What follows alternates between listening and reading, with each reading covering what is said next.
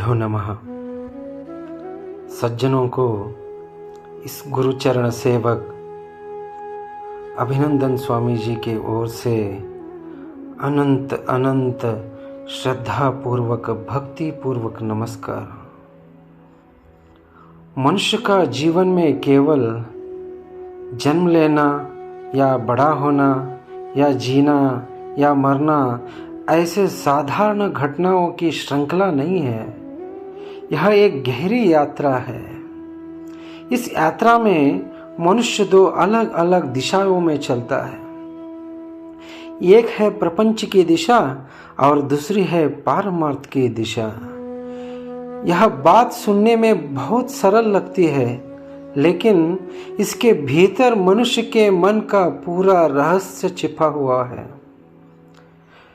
चाहिए का अर्थ है इच्छा, लालसा और अधिक पाने की चाह, और बस है का अर्थ है संतोष, शांति और भगवान की कृपा की स्वीकार करने की भावना है। यदि दो मनस्थितियां प्रपंच और पारमार्थ के बीच की वास्तविक सीमा है, जब इन दोनों का अंतर समझ में आता है तभी जीवन का सच्चा अर्थ समझ में आता है। इसी महान तत्व को सद्गुरु श्री शंकरानंद स्वामी जी ने एक छोटे अमूल्य वचन में लिखा है, चाहना ही प्रपंच है और संतोष ही पारमार्थ है। चाहना ही प्रपंच है और संतोष ही पारमार्थ है। एक तरफ असीम इच्छाएं, दूसरी तरफ असीम शांति है। मनुष्य के मन का स्वभाव ही चाहना है। मन हमेशा कहता रहता है कि और चाहिए, और अधिक पैसा चाहिए, और अधिक सम्मान चाहिए, और अधिक सुख चाहिए, और अधिक पद चाहिए। यही चाहने वाला मन ही प्रपंच को जन्म देता है। लेकिन संत महात्मा कहते हैं, जब मन बस है कहने लगता है, वहीं से पारमार्थ की शुरुआत होती है। फिर प्रपंच का मतलब क्या है? इसका अर्थ क्या है? प्रपंच का अर्थ है यह सांसारिक जीवन, जैसे परिवार, पैसा, घर, पद, व्यवसाय, रिश्ते, सुख दुख आदि। यह शरीर और मन से जुड़ा हुआ जीवन है। यहाँ मेरा का अहंकार, आसक्ति अधिक होती है, जैसे लाभ हानि, जीत हार, सुख दुख सब इसी में आते हैं। उदाहरण के लिए घर बनाना हो, चाहे पैसे कमाना हो, चाहे बच्चों की शिक्षा करना हो, चाहे समाज में नाम कमाना हो, ये सब प्रपंच का भाग है। लेकिन प्रपंच का एक सत्य है, वो वही है कि प्रपंच कभी स्थायी नहीं है।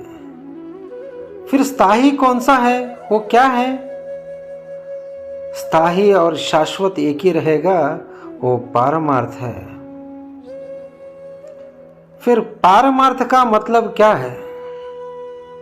पारमार्थ का अर्थ है कि आत्मा के सत्य को जानने का मार्ग, जैसे ईश्वर का अनुभव हो, चाहे आत्मज्ञान हो, चाहे मोक्ष हो, चाहे अहंकार का नाश हो, इस प्रकार का उत्तर है।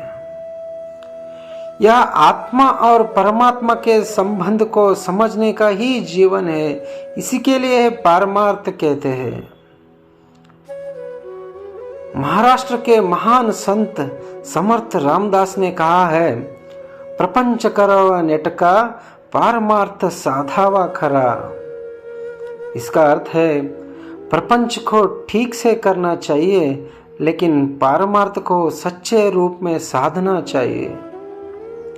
यानी प्रपंच को छोड़कर भागना नहीं है, बल्कि प्रपंच में रहते हुए ही पारमार्थ करना है। महान संत तुकाराम भी कहते हैं, जे आहे ते फुरे, देवा तुझी कृपा भरे। मतलब जो है वही पर्याप्त है, वही भगवान की कृपा है। जहां यहां भाव आता है वहां लोभ नहीं होता है, अहंकार नहीं होता है, भय नहीं होता है, वहां केवल शांति होती है। जब यह संतोष आता है तब मन धीरे धीरे बदलते जाता है। लोभ कम होता है, अहंकार मिटता है, दूसरों के प्रति करुणा बढ़ती है। यही से पारमार्थ की शुरुआत होता है। जीवन में सबसे बड़ी भूल हमसे यही होता है कि अधिकतर लोग यही सोचते हैं, पहले प्रपंच पूरा कर लूं फिर पारमार्थ करूंगा। लेकिन सत्य यही है, प्रपंच कभी खत्म नहीं होता। क्यों खत्म नहीं होता है? क्योंकि न पैसे खत्म नहीं होता है, न इच्छाएं खत्म नहीं होती है, न काम खत्म होते हैं। इसलिए संत कहते हैं प्रपंच में रहते हुए भी पारमार्थ करना सख्त जरूरी है। फिर सद्गुरु शंकरानंद स्वामी जी ने कैसे प्रपंच में रहते हुए भी पारमार्थ में साधन किए हैं, यह सत्य घटना है जो सद्गुरु श्री शंकरानंद स्वामी जी के दिव्य जीवन से जुड़ी हुई है। एक सामान्य व्यक्ति बहुत बड़े संकट में था। वर्षों से वह परेशान था, उसका मन टूट चुका था, जीवन बोझ बन गया था। उसने मंदिरों में गया, मठों में गया, पूजा, सेवा, दान सब कुछ किया, लेकिन उसे कोई फल नहीं मिला। उसके मन में एक ही प्रश्न आ रहा था कि क्या भगवान मेरी क्यों नहीं सुन रहे हो? तभी किसी ने बताया ऐसे कि गोकाक फॉल्स के महालिंग धाम में एक महान संत है, वो सद्गुरु श्री शंकरानंद स्वामी जी। एक बार उनसे मिलो, तुम्हारा जीवन बदल जाएगा। वह व्यक्ति आखिरी आशा के साथ गुरु जी के पास गया और उसकी आंखों में इतना दर्द था, हृदय में विनती था और उसने ऐसे कहा, गुरुजी, मैं कई वर्षों से एक बड़े संकट में हूँ, कृपया मुझे इससे मुक्त करें। गुरुजी ने उसकी भक्ति और पीड़ा को समझे। उन्होंने केवल सांत्वन नहीं दी, बल्कि उसके लिए कई दिन तक अनुष्ठान किए। यह कोई साधारण बात नहीं है। एक गुरु का किसी एक व्यक्ति के लिए अपना तप अर्पित करना, यह पारमार्थ की पराकाष्ठा है। फिर अनुष्ठान के बाद एक मंत्रित वस्तु देकर आशीर्वाद दिया, इसे आपने पास रखो, तुम्हारा काम हो जाएगा, चिंता मत करो। कुछ महीने में उसका जीवन बदल गया और उसका संकट दूर हो गया। कृतज्ञता से वह एक बड़ी राशि लेकर गुरुजी के पास आ गया और गुरुजी ने पूछा, क्या है इसमें? उसने कहा, आपकी कृपा के लिए यह धन लाया हूं। तब गुरुजी ने कहा, इस धन का मैं क्या करूं? अगर सच में मेरी सेवा करनी है तो इसे सभी मठों में बांटो और अंत में यहाँ अर्पित करो। यह सुनकर वह चकित रह गया, क्योंकि गुरुजी चाहे तो धन रख सकते थे या अपने आश्रम के लिए उपयोग कर सकते थे, लेकिन उन्हें कोई इच्छा नहीं थी। उन्होंने इतना ही सिखाया कि बांटने में ही सच्चा सुख है। इस घटना से क्या हम सीख मिलती है? प्रपंच में रहते हुए भी पारमार्थ संभव है। धन होते हुए भी वैराग्य हो सकता है और संपत्ति होते हुए भी अहंकार के बिना जी सकता है। चाहना ही प्रपंच है और संतोषी पारमार्थ है। इस वाक्य को सद्गुरु ने अपने जीवन में साकार करके दिखाया ऐसे महान व्यक्तित्व थे सद्गुरु श्री शंकरानंद स्वामी जी की। तो फिर प्रपंच में रहते हुए ही पारमार्थ कैसे साधे? सद्गुरु श्री शंकरानंद स्वामी जी ने अपने जीवन में अपनाए हुए 5 महान सूत्र बताते हैं। पहला है, कर्तव्य को पूजा समझे। हम जो भी कार्य करते हैं उसे भगवान को अर्पित करना चाहिए। अगर माँ खाना बनाती है वह नैवेद्य होना चाहिए। किधर पिता काम करते हैं वह सेवा होना चाहिए।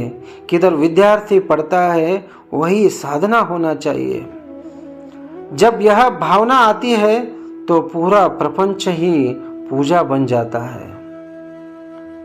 दूसरा है, मैं कर रहा हूं यह अहंकार छोड़ना चाहिए।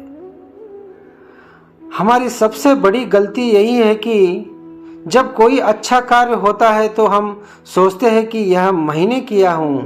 ऐसे अहंकार नहीं रखना चाहिए। लेकिन सच्चाई यही है, सब कुछ भगवान की कृपा से हुआ है। ऐसे संभव होना भगवान से ही होता है। जब यह भावना दृढ़ होती है तो मन संतोष और आनंद आता है। संत तुकाराम कहते हैं, करता तू मी नहीं। बोले तो करने वाले आप ही है प्रभु, मैं तो केवल एक साधन हूं। जब यह भावना आती है तो मन हल्का हो जाता है। और तीसरा है, संतोष का अभ्यास करें। प्रपंच में रहते हुए भी पारमार्थ साधने के लिए बस है ऐसा मन बनाना चाहिए। यह एक ही दिन में नहीं होता है, लेकिन रोज रोज छोटी छोटी बातों में संतोष रखना चाहिए। चौथा है, नित्य स्मरण। नाम स्मरण बहुत मुख्य है हमारे जीवन में। प्रपंच में काम करते हुए भी मन में भगवान का नाम स्मरण करना चाहिए। चलते समय, काम करते समय, खाली समय में भी एक नाम, जैसे राम भगवान का हो या शिव भगवान को हो या दत्त भगवान का हो या कृष्ण भगवान का या गुरु का, यह मन को शुद्ध करता है। पांचवा, सत्संग और गुरु कृपा। पारमार्थ के मार्ग में गुरु का स्थान अत्यंत महत्वपूर्ण है। गुरु के बिना मार्ग स्पष्ट नहीं होता है। सत्संग मन को शुद्ध करता है और गुरु कृपा आत्मा को प्रकाशित करती है। इन 5 महान सूत्रों की यदि हम अपने जीवन में अपनाएं तो जीवन सुंदर बन जाएगा, इसमें कोई संदेह नहीं है। प्रपंच को जीतना मतलब केवल धन कमाना नहीं है, और पारमार्थ करना मतलब सब कुछ छोड़कर भाग जाना नहीं है। प्रपंच में रहते हुए इच्छाओं के वश में न आए बिना दूसरों के लिए जीना, यही सच्चा पारमार्थ है। अंत में सद्गुरु श्री शंकरानंद स्वामी जी की कृपा से हमारे हृदय में इच्छाएं कम हो, सेवा बढ़े, संतोष उत्पन्न हो। हम सभी प्रपंच में रहते हुए भी पारमार्थ को साधने वाला जीवन जिए। इसी भावना के साथ मैं अगले भाग में एक और प्रेरणादायक अमूल्य वचन के साथ फिर मिलूंगा। तब तक श्री सद्गुरु शंकरानंद स्वामी जी का आशीर्वाद आप सब पर बने रहे। इसी के साथ आज के लिए विदा लेता हूँ। अवधूत चिंतन श्री गुरुदेव दत्त। सद्गुरु श्री शंकरानंद स्वामी महाराज की जय।